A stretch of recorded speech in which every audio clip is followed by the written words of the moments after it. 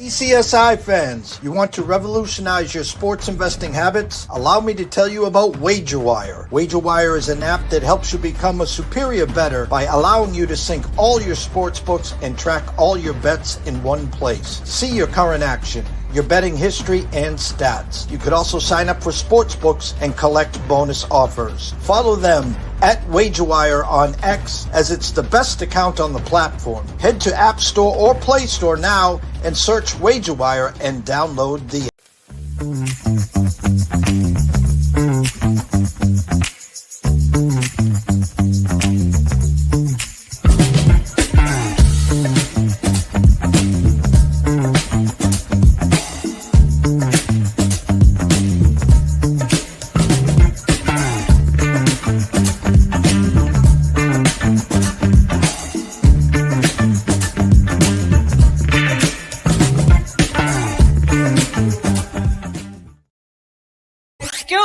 DJ. Hey, check this out. We got a great show coming your way.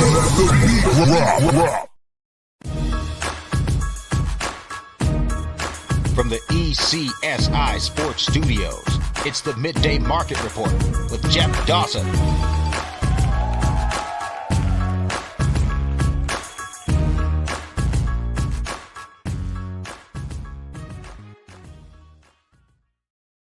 Good morning, sports fans from all around the globe. I am the host, Jeff Dawson, East Coast Sports Investors, and welcome to the Midday Market Report with good friends and colleagues, Mr. Nck Hathcoat and Mr. Matt Grissom, back together as we are going to break down a couple college football games and as they are getting ready, of course, for some NCAA baseball. As I can see through the backstage mirror, looks like Matt Grissom has decided to go on assignment. Maybe he's going to quickly go close a deal and sell a house. I doubt that's the reason, but we'll get into that. Headliner, Hurricane watch in Glendale, Arizona tonight as the Miami Hurricanes, the U, take on Ole Miss and no Lane Kiffin, who needs them. Currently at the Circa. Good morning, Mr. Benson and Mr. Stevens. The Hurricanes -3, -20 cents. I wonder if Mr. Benson will move that to 3.5 later today. And a 52.5 over -15 cents. And tomorrow night, Hoosier Daddy as the rematch. The Indiana Hoosiers will face off against the Oregon Ducks in Mercedes-Benz Stadium in Atlanta, Georgia, in the Peach Bowl. Currently at the Circa, Indiana -3.5 with a 48 at the Circa, 48.5 everywhere else. So let's bring in the two guys here, Mr. Matt Grissom and Mr. Nck Hathcoat. What's up, gents? Hello. Morning, Sorry, Jeff. yeah, I had to go on assignment. Yeah, I saw you running. It looked like I was watching someone. That woman running There, at is halftime. that a little better? Yes, running all the way across the field in her high heels so she can get the the halftime report. But we've done shows before, Matt, with you and Q driving and stuff. So listen, focus, stay straight on the road. You don't need your Ouija board for these questions, okay? This actually brings me back, though, because I think one of the best shows we ever did was when I was playing golf. Do you remember that? Yes, I do. Those were great times. Literally in between shots, handicapping games. It's a new year. It's 2026. A lot has transpired. We're down to the Final Four. Matt, I'll get your thoughts. Here we got Miami, Mississippi, Oregon, Indiana. No Georgia, no Ohio State, no Texas Tech. It was weeks ago that I brought Nick on. Like, I can't believe he got left out. Nick said all along he thought he was going to get left out. So I'll start with you. We had the initial 12. Now we're down to the Final Four. I think your initial shock or thought right now was, what happened to Texas Tech? But give me your thoughts from the Final 12 to where we are today. Yeah, I think last week when you asked me the question, what result is going to be most surprising that could happen, I we landed on, of course, Miami beating Ohio State, I think was the biggest shocker. But Ole Miss beating Georgia, I think the writing has been on the wall all season long that the SEC is just down, and you don't get the same Alabama team, you don't get the same Georgia team. Now all of a sudden, this Ole Miss team is playing like their hair is on fire, and I think that's in large part to Pete Golding. I mean, even the reporters have asked them or tried to beat around the bush to ask Golding to mention Lane Kiffin. I don't know if y'all saw that, the interview. He's like, I don't really have anything to say to Lane Kiffin. This is about the team and everybody buying in. And that belief to me has been much like Oregon and hats off to Nick because we were on opposite sides in that game. Texas Tech's offense looked abysmal, but I also think Oregon is playing with a chip on their shoulder, just like Ole Miss. It was eerily quiet in Eugene, just like it was in Oxford. These two teams were preparing, and we saw that on the field. They came out, they punched Texas Tech in the mouth. Ole Miss Ole Miss played, I think, one of their most sound games that they've played all season long. They're making me a believer in the talent level of this team. I joked and said, are we really going to back Trinidad Chambliss as a guy that can really win a national championship? Maybe so. The kid is a baller. But as of right now, I think you really do, with respect to Notre Dame, because I don't know what result that would have entailed. I think Indiana is just a freaking powerhouse. So if they had gotten in over Alabama like I thought they should have, we may still be sitting here looking at these four. But I do think we have the four best teams in the country. And Texas Tech, I thought they were up there, but that offense just could not get out of their own way. And let's be real, guys. If Chambliss plays like he did last game, not only will they be playing on the 19th on Monday, they easily could hoist up that trophy. An absolute baller is correct. They weren't afraid. The kid looked special. I hate to use that word in that term, but man, he just nothing fazed him. He just was smooth as smooth as ice. I'll say. Nick, your thoughts? Yeah, I agree with Matt. Like, obviously, the Miami beating Ohio State was probably the most surprising result. And if not, I think the most surprising was actually how Indiana beat Alabama. You look at Bama as probably the team of the last 2 decades, and all of a sudden, here comes 38-3 in the Rose Bowl by little Indiana, who has the second most losses in the history of college football. It was just 38-3 was something I didn't see coming. I mean, I played, even on the show, I took the Indiana team total. I took the Indiana spread. I had them in a parlay with Georgia. So I was confident in them winning. I don't know how many people saw that coming, where that was just a absolute beatdown to where it looked like an Ole Miss Tulane or an Oregon James Madison type of game. That was probably what surprised me the most on the weekend. And remember what I told you, Jeff. I said Alabama should lose by 2 touchdowns. Correct. And they lost by 5. Yeah. Like even the model who hated the SEC couldn't predict how bad they would actually be on a field. Yeah. Indiana, can we just stop and say, they're going to make movies about this Indiana team, right? If they win it all. Yeah. Are we getting it's crazy. Hoosiers too? Hoosiers too. What a rebuild. Yeah. For anybody that says, it's going to take a new coach a couple of years to get their guys in there that they need to run their set. Bull crap. Kurt Signetti just shut all that down. Now teams are going to want to win immediately.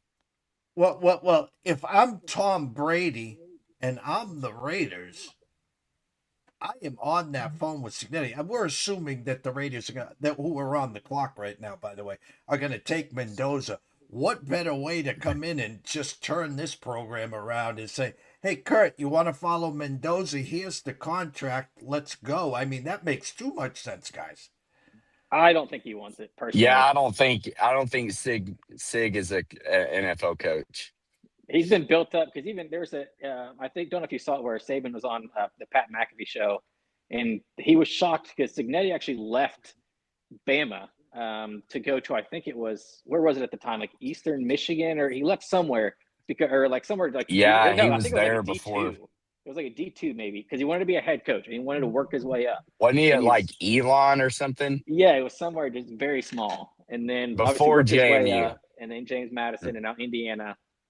I don't think he's climbed this ladder with the NFL in mind. And especially now, I'm not sure how, I mean, he's one of the older coaches, still active. So, yeah, I don't think, and also if you're the Raiders, do you want to hire somebody who's that old and it's like maybe he's a 5-year guy? I think you want somebody if you're the Raiders, you want to have like a 10-year plan in mind. I think that's how you should hire coaches.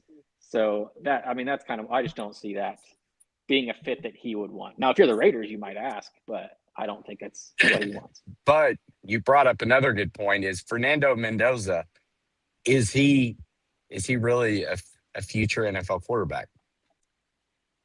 Well, other than he's a type, his mentality, how he is in the presser, looks the part, meaning first guy in, last guy out. He says all the right things. He's a great guy that I have heard to play, as a teammate.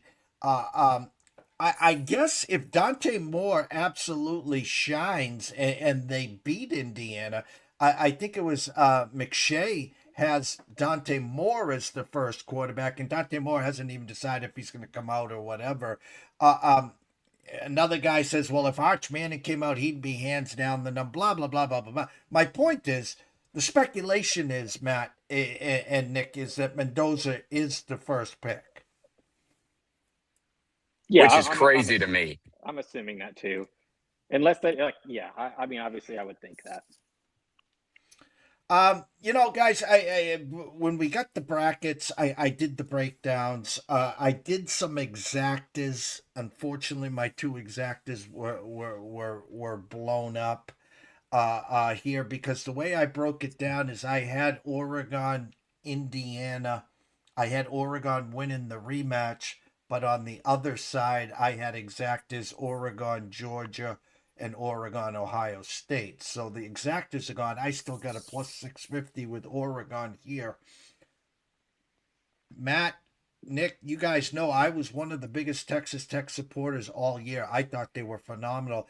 But about a week, 10 days leading up to last weekend, the light bulb went on, and I said to myself, I think Texas Tech's going to have a hard time scoring here. And I didn't expect them to get shut out. I got that little inkling, and I'm afraid, so I'm going to start with you, Nick. Could we see Oregon have the same struggles that Texas Tech had? Yes, absolutely. I think for a couple of reasons. We just saw Indiana, what they did to Alabama. This Indiana defense, I think, has been underrated all year because everybody's been focused kind of on what Fernando Mendoza and the whole kind of high-flying offense has been doing. The defense has been flying under the radar a little bit until that Ohio State game and then until the Bama game. And if you look at Oregon, look at the best teams they faced in the offense and how the offense has done.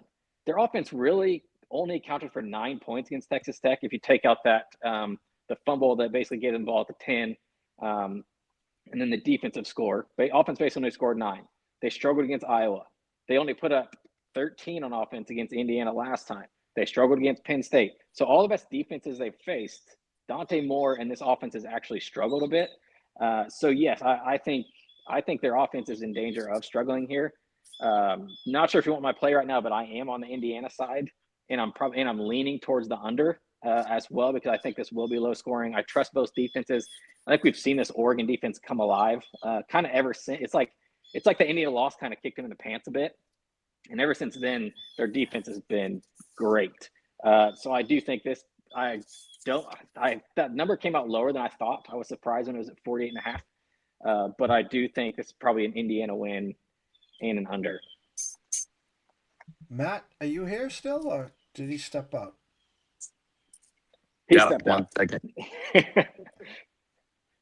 Can you hear me? I got you loud and clear. Thoughts? Okay, hang on. Yeah. Okay.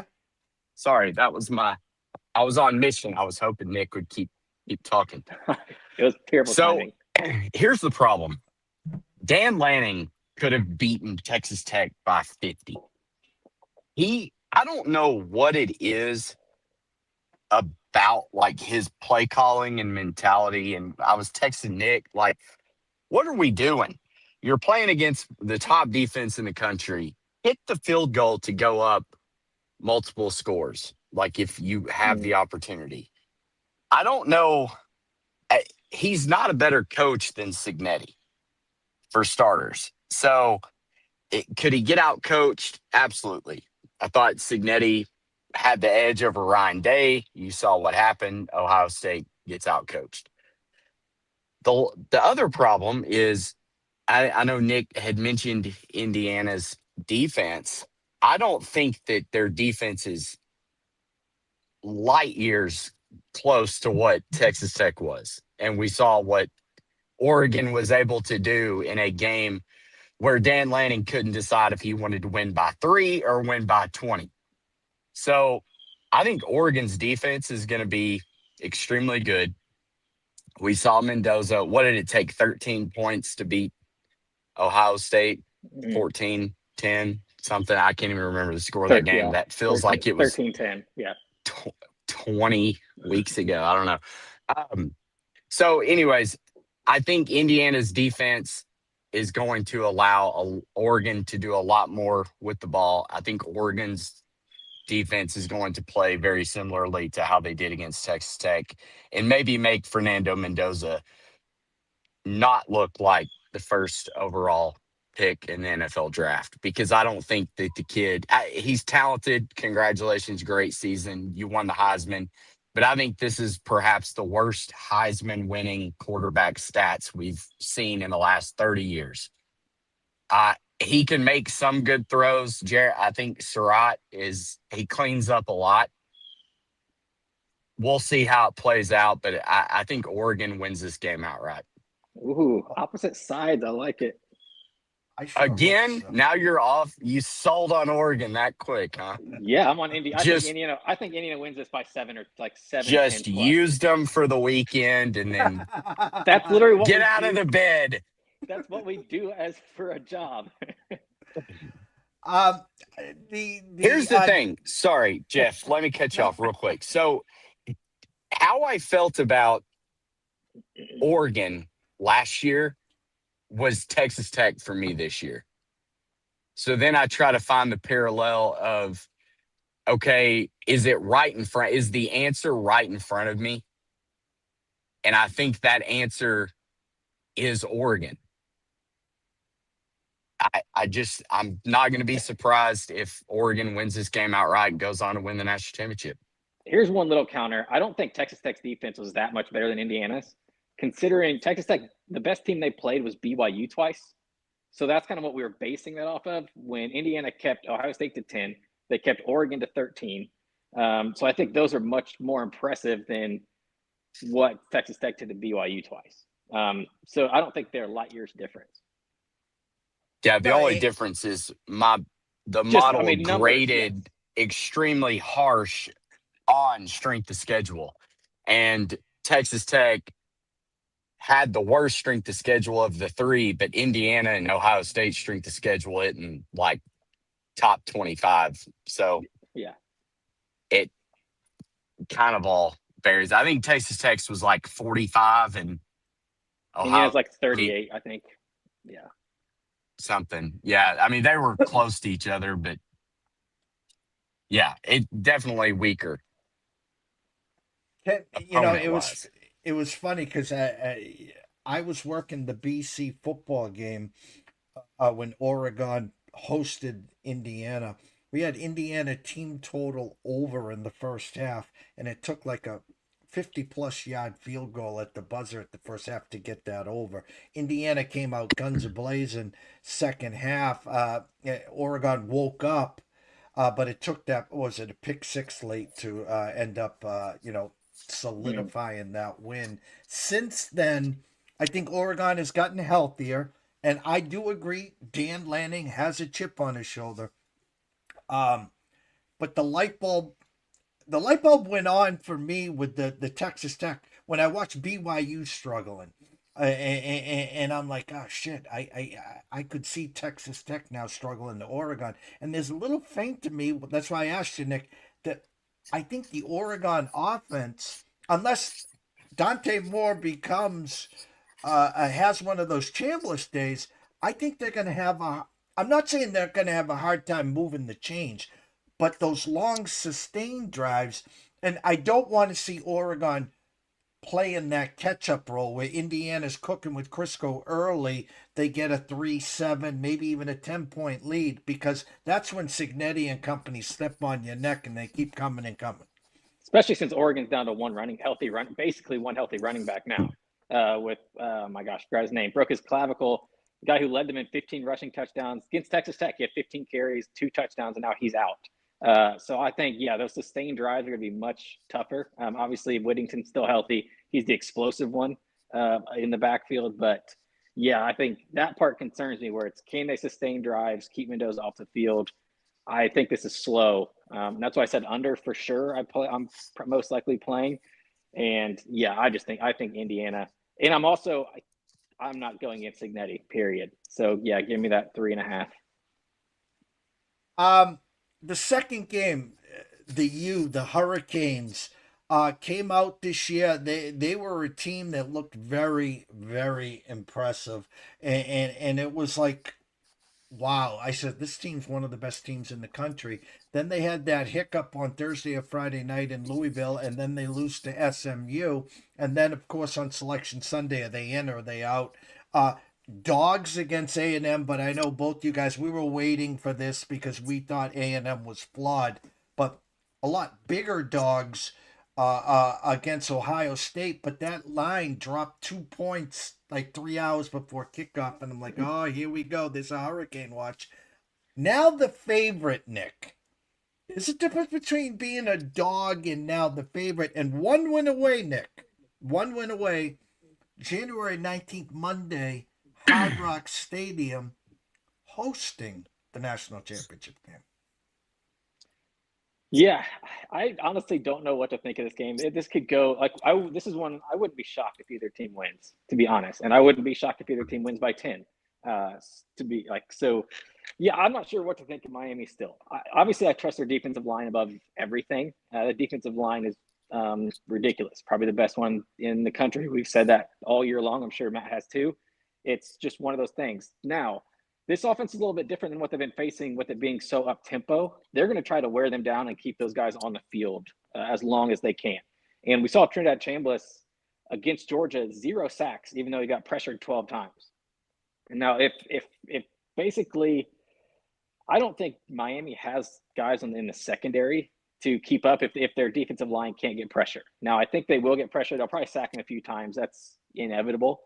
But, I'm not sure outside of that what to think is Miami defense. And on the offensive side, do we trust Carson Beck? Like, Trinidad Chambliss is probably playing as behind Mendoza, probably the best football out of anybody in the country right now. And Carson Beck, he hasn't even hit the 150-yard mark in a game in the playoffs. He hasn't had to. And so I don't know if I trust him. He's been in these big games before. We've seen what he's done in these big games before. He hasn't had to. So let's see if Ole Miss can put pressure on him and put points on the board, which I think is going to happen. Can he really, can he air it out 30, 35 times and carry a team? Matt? Was there a pick in there? No. I'm scared of this, but I'm on Ole Miss plus 3.5. I am on Ole Miss 3.5. And what scares me, I would say the most, is it's still going back to the coaching change and going back to basically half their assistants, even a couple more assistants left after last week's game. Here's where I'm at. And the 2 teams they played have been Tulane and Georgia, which are both rematches of teams they had already played in the season. So they already had the books on them. They already had the scouting reports. They already had the films. Now you're having to create a whole new scouting report with a coaching staff that has never had to do it before. So that's where I'm a little scared to take Ole Miss, but I am on them. I think 3.5. I probably would have taken 3. And if it was plus 3.5 Miami, I probably would take Miami plus 3.5. I think this is like a 2 or 3 point game. I think it's close either way, but I am taking Miami. I am also on over 51.5 in this one. We've seen all these Fiesta Bowl games. they just fly over the over for some reason, no matter who plays in it. Part of it is that field. They bring in the field every time right before the game starts. It's always wet. It's always soggy, which is good for the offenses.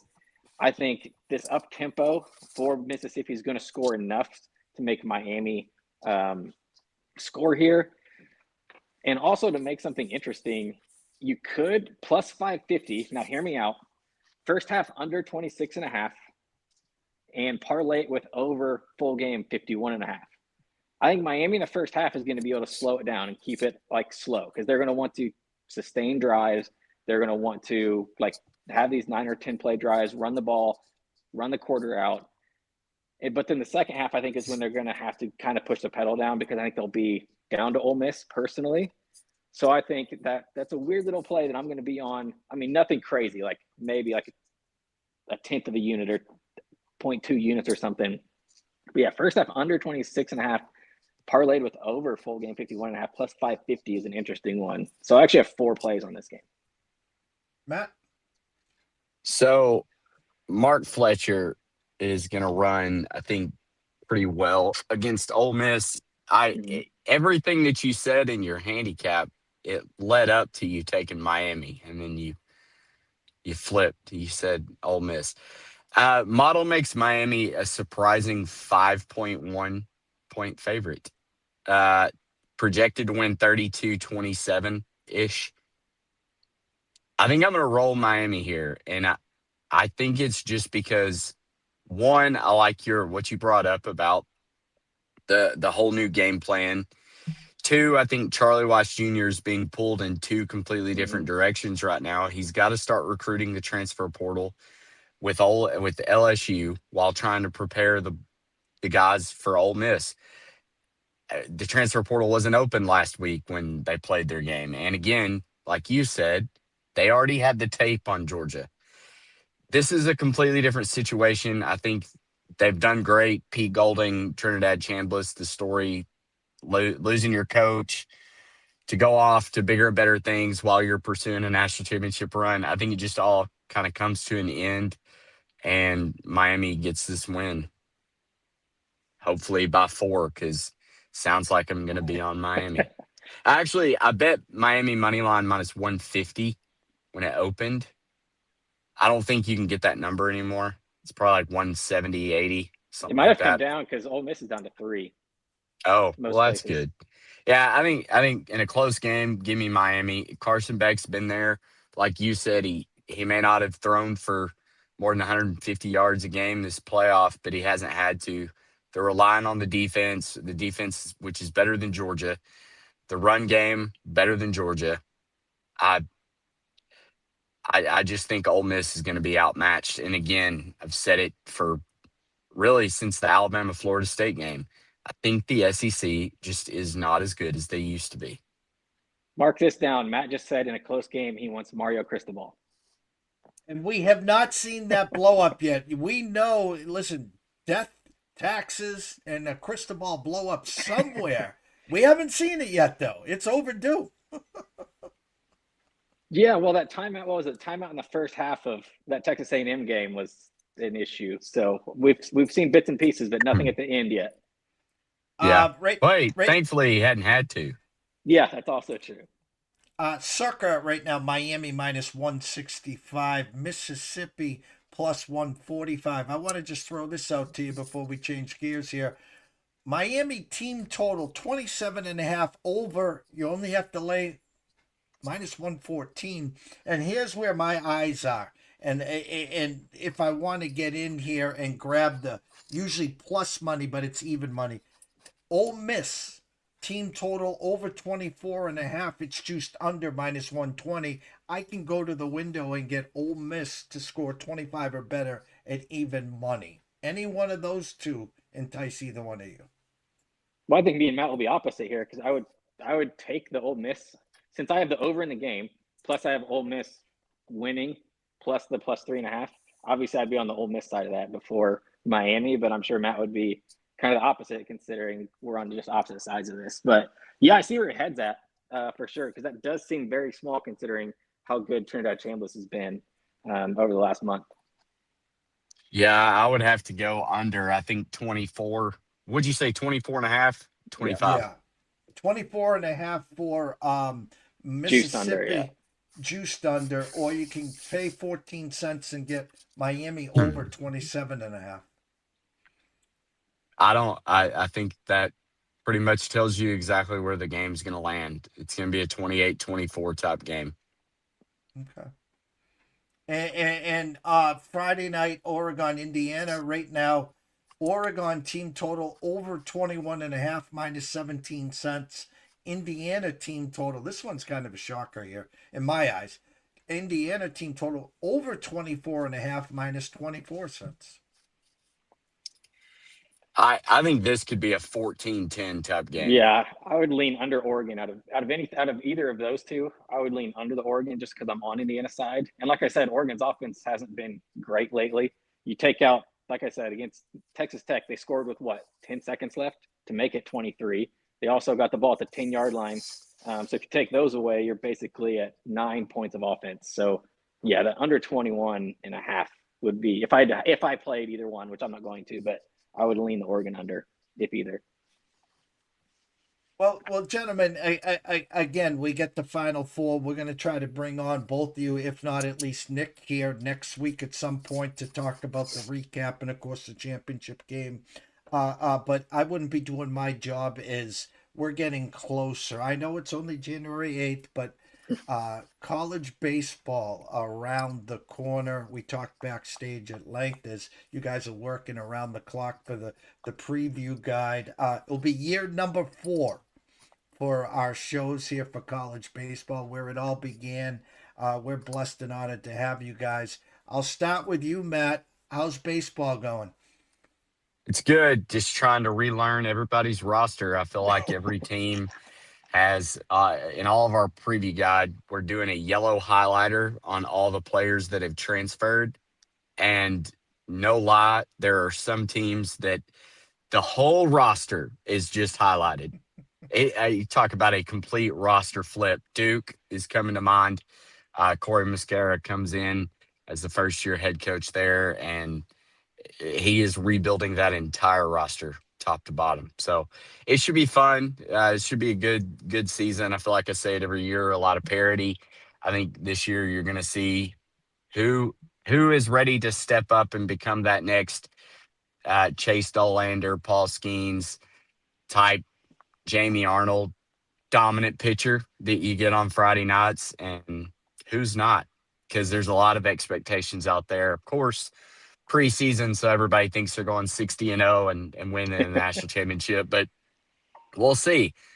We swung and missed a lot last year on a couple of guys that we thought were going to take the next step forward, kind of like a Jason DeCaro for North Carolina. He had a really good freshman season and then didn't really follow it up with a great season last year. So maybe his junior year will be better. But all in all, I'm really excited about it. Can't wait to get started. Nick? Yeah, dogs woke me up early this morning. So I've worked on a deep dive. Got through Oregon State this morning. And right now before we hopped on here, I was working on a position player group for Nebraska. I can't remember what I said when I was on the show last time, how many I was through, but I'm now through 74 teams.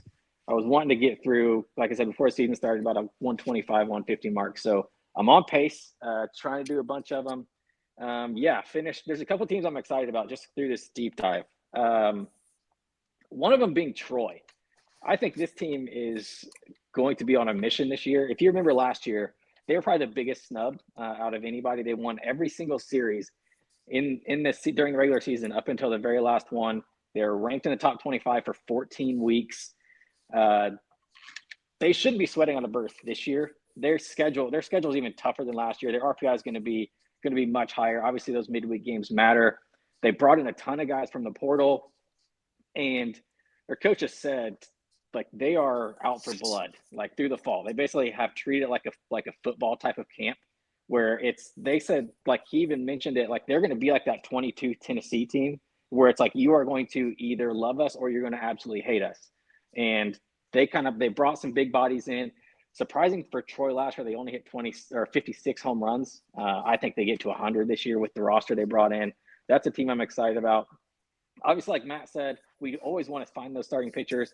Could it be Dax Whitney? I think is one I found this morning, who just because I did the research on Oregon State, is one that could take that step, or he could become a Jason DeCaro, just because if Dax Whitney was a freshman last year, jumped onto the scene. Can he follow it up again?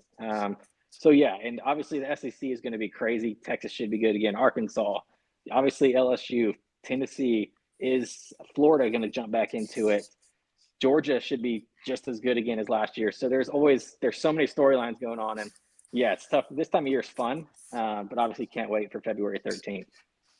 Oregon State is a team that intrigued me too. That Mhm. 1-2 punch between Dax Whitney and Ethan Kleinschmidt. Yeah, They lose everybody, I feel like, in the heart of that order. Gavin Turley and Arquette. Yeah, Ava Arquette. So I don't know if I'll have a future sticking on Oregon State or not, but definitely the pitching intrigues me a lot. And then Trey Beard, the big time FAU pitcher transferring to Florida State, can he be the Monday guy or the Friday guy? As I'm reading a text from Monty talking he's supposed to about be their Sunday guy. Yeah, he's going to be their Sunday guy from what I've read. a lot of them, the ABCAs are going on right now in Cleveland. So a lot of guys are up there covering college baseball already. And he just said, guys, look out for Gardner Webb this year. And somebody responded, I will not buy into the lies. They were 6-18 in conference play last year. There you go. Well, we can't wait, of course. Again, year number 4 around the corner. We got 2 football games that we broke down. We'll have both you guys, or at least Nick, back next week. Got to get you guys focused on your college baseball as we always wrap up the show. Scroll has been going the whole time. Matt, where can they find all your work? At mattgrissom.com or at the link in my Twitter bio. Mr. Hathcoat? Yeah, Ian Hathcoat 413 on X. Obviously at NCAA Insiders on Twitter is where all of our college baseball stuff is. Obviously, it's becoming that time of year. We're going to start putting stuff out. Exciting things, obviously, with the partnership we just had. So there's a lot of exciting things coming for everybody. Want to thank everyone watching and listening. Go back and replay it if you jumped in late at East Coast Sports Investors on YouTube, or you can check out our link tree and find the shows there as well. For myself, Jeff Dawson at ET Sports Investor, the one and only Mr. Matt Grissom and Mr. Nck Hathcoat. We wish everyone a blessed day. Enjoy the games today and tomorrow, and we'll be back tomorrow morning around 9:30 a.m. Stay tuned.